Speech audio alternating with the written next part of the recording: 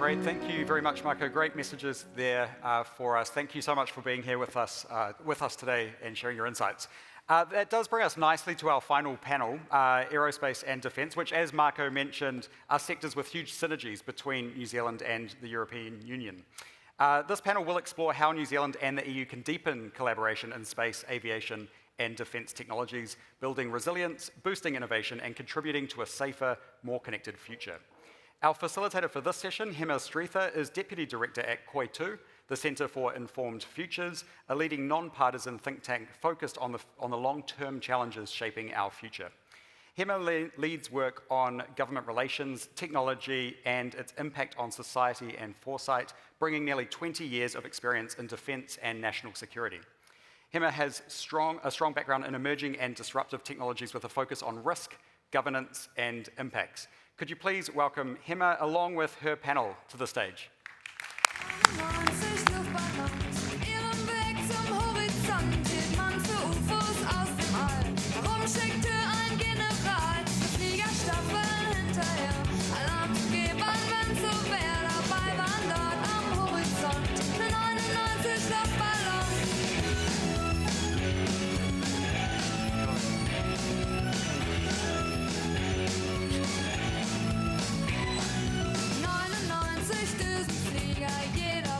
Kia ora koutou. Thank you so much, Lawrence, and everyone in your team for having us here. We're the final panel for today, and as we've heard from a lot of the conversation today, defence and aerospace has a huge role to play, and there's a lot of potential for this area.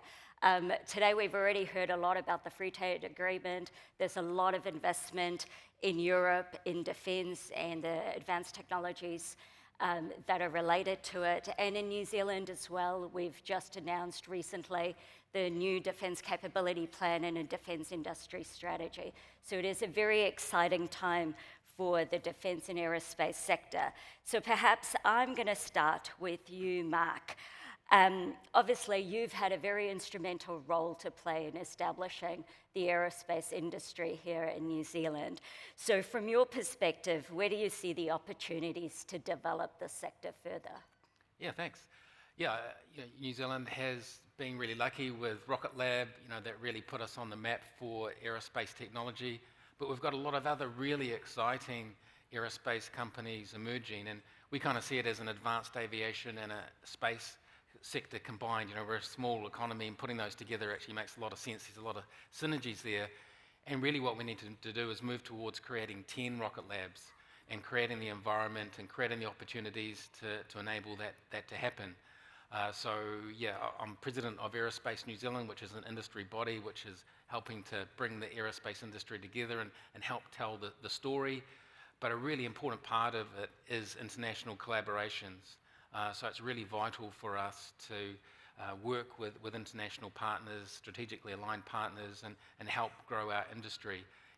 We can get so far by ourselves, but really we need to be seen as a partner in the Pacific for other nations, and really look for tangible ways to actually create and attract projects to be undertaken in this part of the world.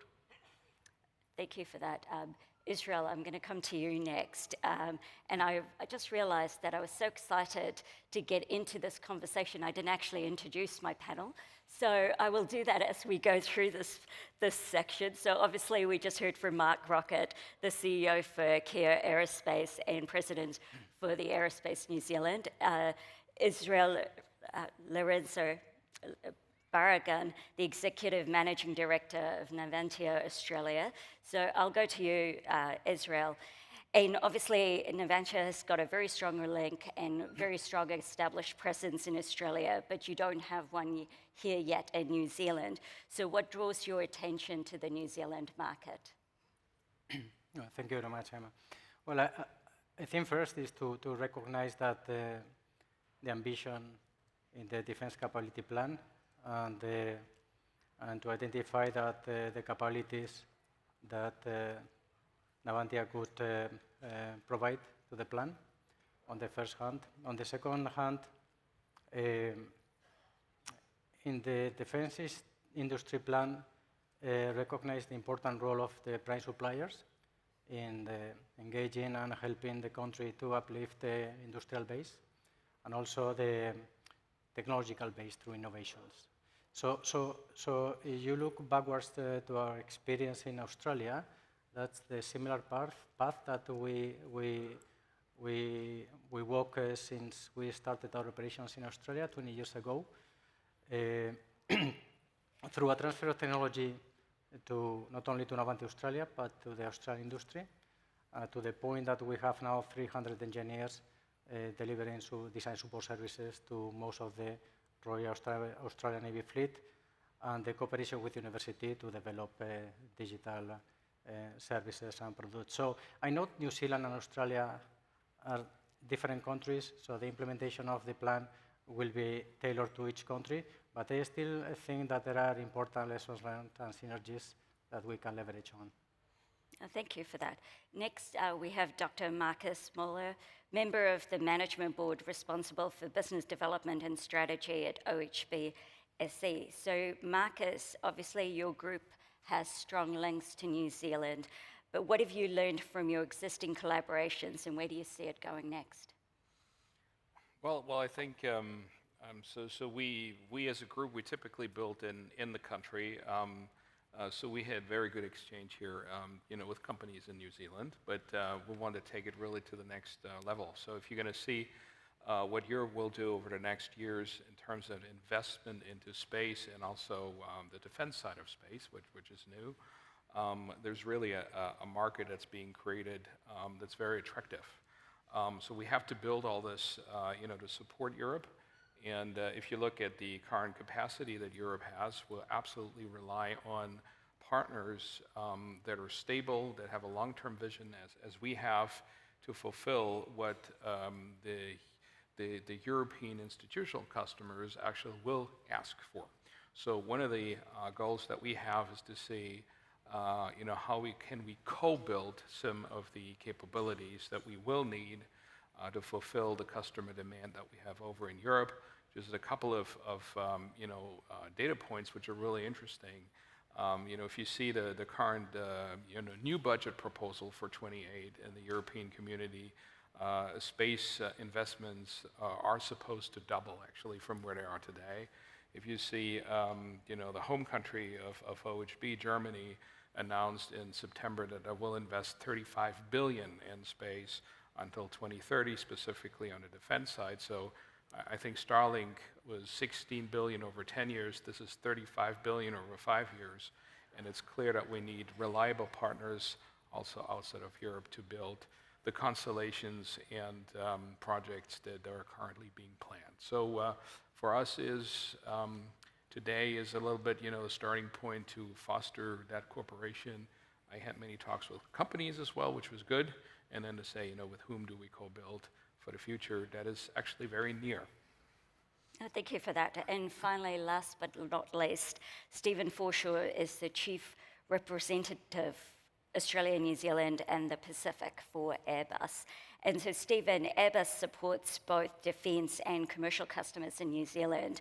Across the sector, what are some of the opportunities you see? Yeah, look, I think there are quite a few opportunities in a place like New Zealand. As you rightly identified, we do have a range of customers across the spectrum, from defence, space, right through to Air New Zealand. So the largest of the commercial airlines are all very big partners of ours. I think one of the things that we've seen here in New Zealand is that the research capabilities of our institutions of higher learning here are worthy of being tapped by organisations like Airbus, even though the tyranny of distance is going to make that a little bit harder, but the uniqueness of some of the offerings of the research that are being done here place the universities and other researchers very, very well in the eyes of my colleagues in Europe to be able to make a contribution to the next generation of aircraft. So we're not comfortable with just where we are today. We're looking at the next generation of aircraft, the technologies that will evolve, as we move to more electric and hybrid transmission and power transmission and so on, but also as we look to a more sustainable fuels environment where we're making more fuel from the stuff above the ground instead of below the ground, New Zealand has a rich opportunity to contribute. And I think what we want to do is we want to reach out, we want to hear from the organisations that have something to offer in that capacity so that we can see whether that's something that could be integrated into our global R&D supply chain, if you like. No, thank you for that. You touched on across all of the kind of opening remarks from you, a number of points which I'm hoping in the next 20 or so minutes we get to unpack a little bit further. But to start with, and Marco identified and painted the kind of the global picture for us, so perhaps we'll start there, is given we've got these shifts in global interest on so many dimensions, there is defence and broader defence is seeing a lot of interest, as we've already kind of covered this today, is how do you see, Mark, we'll start with you, how do you see New Zealand navigating this global defence landscape, and how can it maintain its unique position or its strategic advantage in this conversation? Yeah, if we look back, starting with Rocket Lab, which really started the space industry here in New Zealand, it really put us on the map, and we are the 11th orbital capable country now. But interestingly, the 10 other orbital capable countries had a huge amount of investment in defence and R&D. We never really had that here. We're very much a commercial play, and if you look at the existing aerospace industry, it is really orientated a lot more around commercial, academic R&D type projects. But I think times are changing, the world is changing, and the 2025 Defence Capability Plan put a lot of money on the table, and I think there's going to be a bunch of aerospace companies in New Zealand that want to look at that and explore that, and then beyond that there are other countries that are having defence requirements. So I think we're going to go through a transition period with the aerospace industry where there are going to be more companies that are going to be looking at working on defence projects. And I think as a country we've also got to probably think about that sort of narrative, because we come from a nuclear-free New Zealand, and there's a lot of pacifist kind of thinking, and is that relevant in the world in the next 10, 20 years? I think a lot of New Zealanders, well, certainly there's a proportion of the population that think we can just hide under a rock, and as long as we don't make ourselves a target, then we're going to be fine here. But I don't really think that's a good way for New Zealand to think about the future, and we need to support democracy and support our allies, and just hiding under a rock I don't think is good enough. So yeah, I think that we need to have a public discussion, and I don't really think that's happened very much at the moment, and you've got different people at different ends of the spectrum, but I really think somehow there needs to be a discourse where New Zealanders just get to talk about New Zealand in the future, and what our values are and where we see that applying in a new world. So yeah, I think we've got a long way to go. We've got a lot of work to do there. But meanwhile, yeah, there is defence money on the table. There will be more companies starting to work on defence projects. And I think by virtue of where we are in the world, at the bottom of the Pacific, we've got open skies, and we're a great place to do R&D. So it's quite congested in the Northern Hemisphere. We can be a great test bed for a lot of interesting technologies, and as a country, we really need to attract those projects and make it interesting for these companies to come all the way down this part of the world to do that work. No, thank you for that. I might go to you, Markus. In your opening remarks, you highlighted sort of the levels of investment that's going on in Europe at the moment, and it's really signaling a very ambitious path forward for Europe. What are some specific capabilities or competencies you see that New Zealand should be paying attention to? Look, the space is developing so broadly. I mean, I certainly will forget to mention some of them, right? So I think one of the things that are really amazing here in New Zealand is how quickly you've put yourselves on the map with launch capabilities. I think what we forget a lot is that in the next years, if we want to, let's say, be able to bring all those systems in space that we believe we need, we also need huge launch capabilities, and it will not be confined to, I would say, the launch capacity that's here today. So I think that's That's an advantage that, for me, New Zealand has because of its geography, because of the very successful rocket business, and that places New Zealand really into the top tier of space companies, space countries that we have. I think it's a bit forgotten when we talk about it. It's maybe we in the space community, we know it exactly, but then you're going to say, look, there is actually a partner out there that has very good capabilities. We could join forces, and let's go a little bit out of the traditional, let's say, carriers that we use. Here's certainly an opportunity, number one. Number two is, look, a lot of people claim that they can do space, and it's certain components, certain fields that are good at. And I think one things that amazes me here in New Zealand is there is system capability. So you can build a true system, and we need more of that capacity, for example, in Europe, actually, to do what we plan to do, right? So those are really two things that are a strong, you would say in business, USP, unique selling points you have, and on which you can build. And which is a competitive factor also towards other space nations that we have in Europe that are maybe more component driven but don't have that system layer that's in there. So I would say, look, launch capability will become even more important in the next 10 years. System integration, system capability, will become even more important, and this is New Zealand has a fantastic foundation for that. That's at least, seen from people in the space industry. No, thank you for that. I might go to you, Israel, as when we were talking earlier, we talked about the role of the Trans-Tasman connection and the opportunities that the relationship with Australia could play. So where do you see the Australia and what role it plays in the relationship New Zealand has with Europe?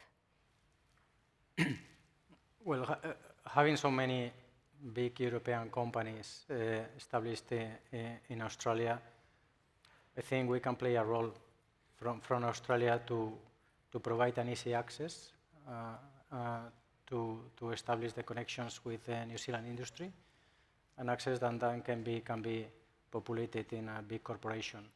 That's on the first hand. I think there are always also opportunities to engage the business directly into the Australian business or in innovation projects that being developed there in Australia or here in New Zealand. But I recognize that that convenience for businesses to have easy access or a gate to access to big corporations with a global representation. In the case of Australia, of Navantia, for instance, we can offer that access not only to Australia, but to Europe through our parent company in Spain, and also to the United Kingdom with the other affiliate, Navantia UK. So you see, as an example, how we can facilitate the access to 3 of the key partners to New Zealand to engage with a global business. Thank you. Stephen, I'm going to come to you. Obviously, we're seeing a lot of dual-use technologies, and a lot of the conversation today has covered both dimensions to it. And clearly, with aerospace, there's a lot that's happening that is in this dual-use space. So what else can New Zealand be doing to harness the innovation that's in this kind of dual-use space?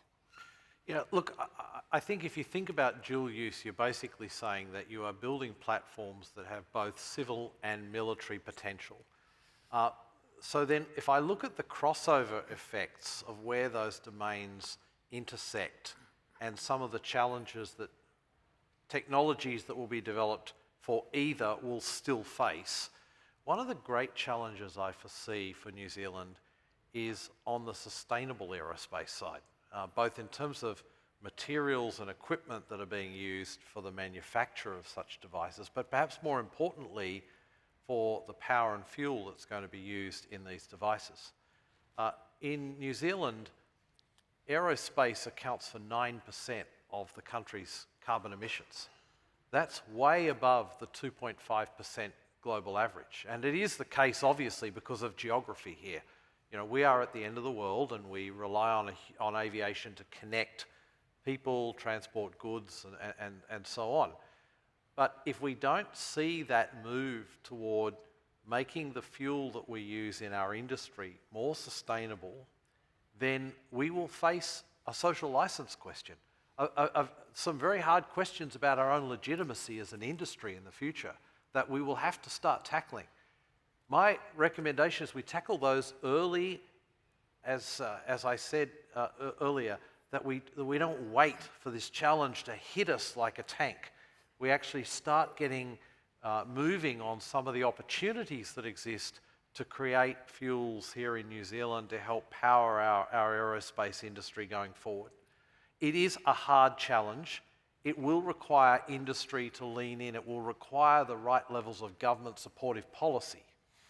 But it also offers a rich opportunity for European players that are generally a lot more advanced in the decarbonisation of aerospace journey than players in our part of the world. I don't just mean New Zealand, I mean the entire Asia-Pacific region, to lean in and partner with firms here in New Zealand to accelerate that journey. And I can't emphasise enough, I think if we start creating fuel here, we open up a rich economic opportunity from making fuel here instead of importing it, and we start tackling a really serious question about this nation's fuel security and resilience, because we're currently importing all of our liquid fuels. So there's real opportunities that if we don't address have a downside, but I prefer to look at the real rich upside that could accrue to the country.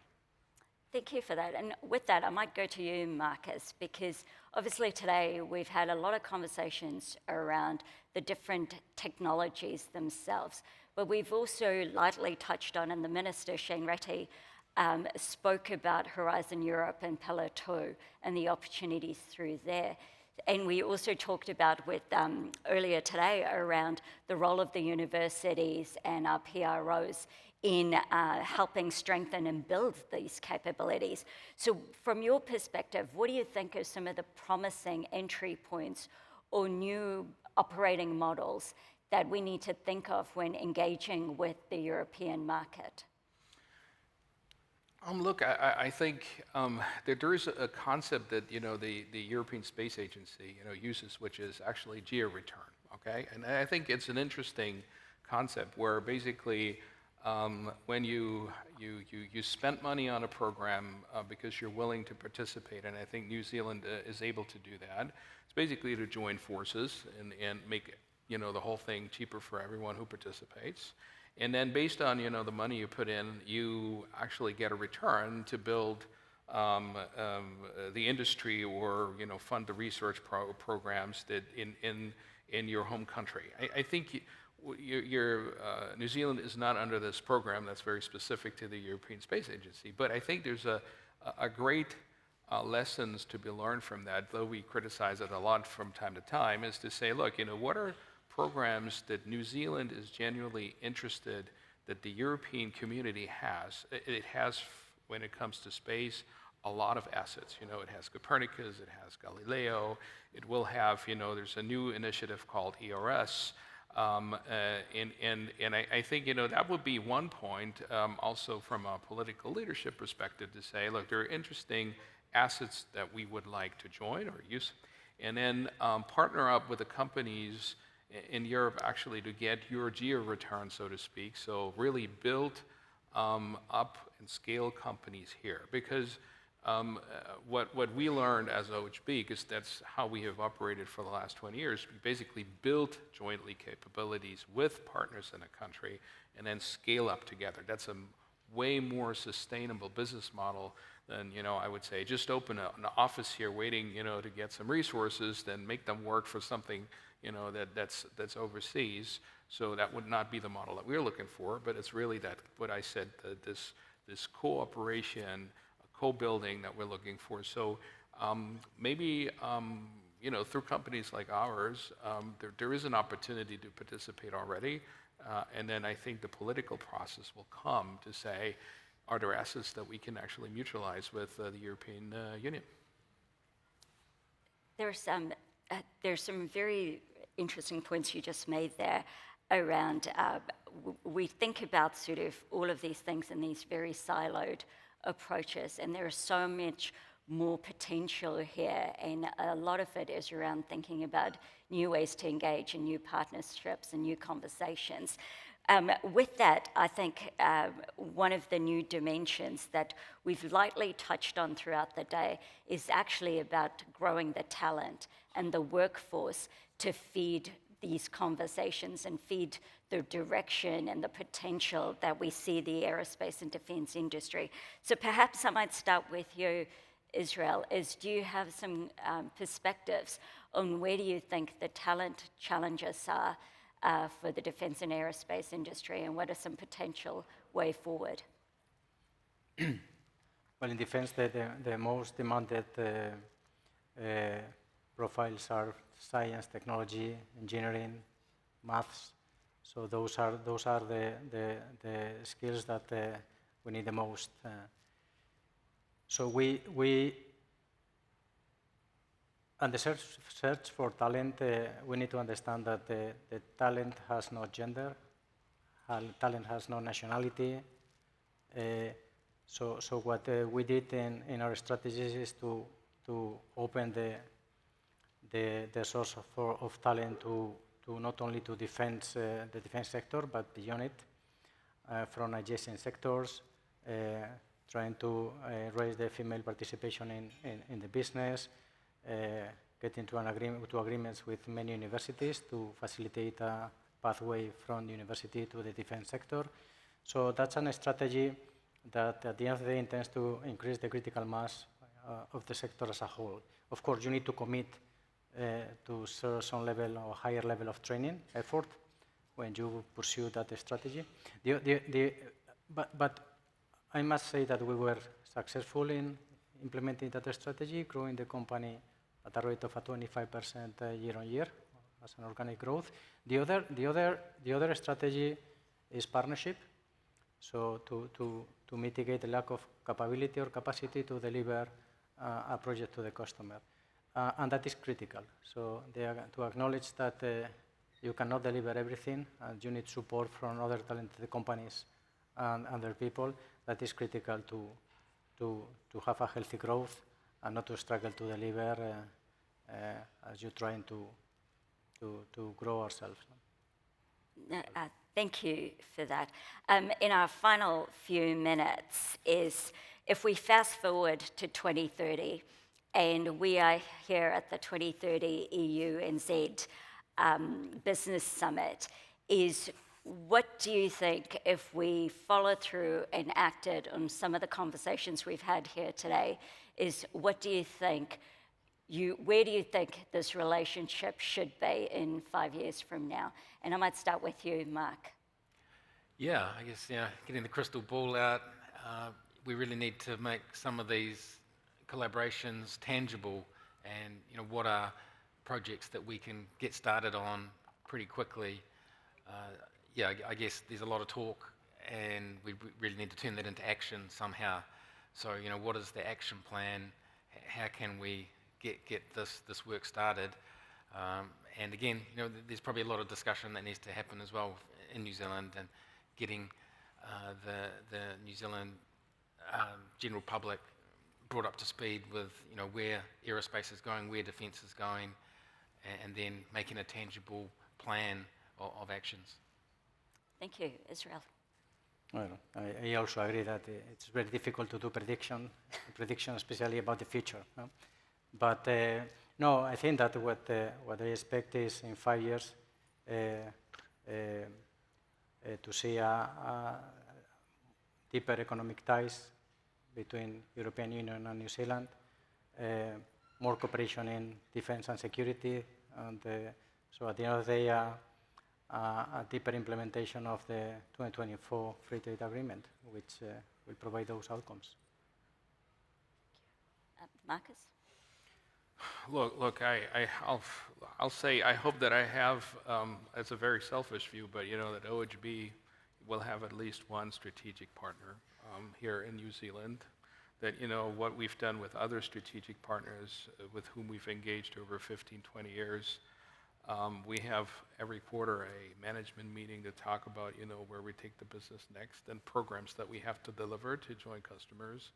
And that maybe, through this, we'll have created 100, 150 jobs at least of very high value here in New Zealand, not in my company, but through the strategic partner that we'll have found. So the journey starts today. That's a little bit the vision that I would like to implement. Thank you. Stephen. Two separate but kind of interrelated points. The first milestone I'd love to see is that we have enduring partnerships delivering research that is leading to actual development of aerospace products between New Zealand and Europe. So kind of to your point, partnerships, but that they've come out of our research ecosystems here and are building into tangible partnerships with actual deliverables to firms like ours in Europe. The second thing is, as part of that transition, as part of that talent question you raised, that you start to see a bunch more women sitting in chairs here, because aerospace and defence are still such male-dominated industries, and we need to really do all we can to fast-track that progression and integrate a new generation of talent, a new generation of perspectives. I was thrilled seeing yesterday at University of Auckland how many young women there were wandering around the open day at the engineering school. I want them in our industry. I want them in aerospace. I want them contributing to defence, and I want them contributing to the nation. And no ties, okay? With that, I might conclude by saying I absolutely support it. I did physics, optics actually, which is essential for the quantum industry that we see now. And I certainly think there is so much potential for this space. And I think there is so much more that we can do in terms of keeping this conversation alive, because there is an entire public that we need to bring on this journey at the same time. So with that, I thank you, Mark, Israel, Markus, and Stephen for certainly one of the most fascinating conversations, and I really would look forward to continuing it in the many, many weeks and months to come. So with that, thank you very much, and we're between breaks.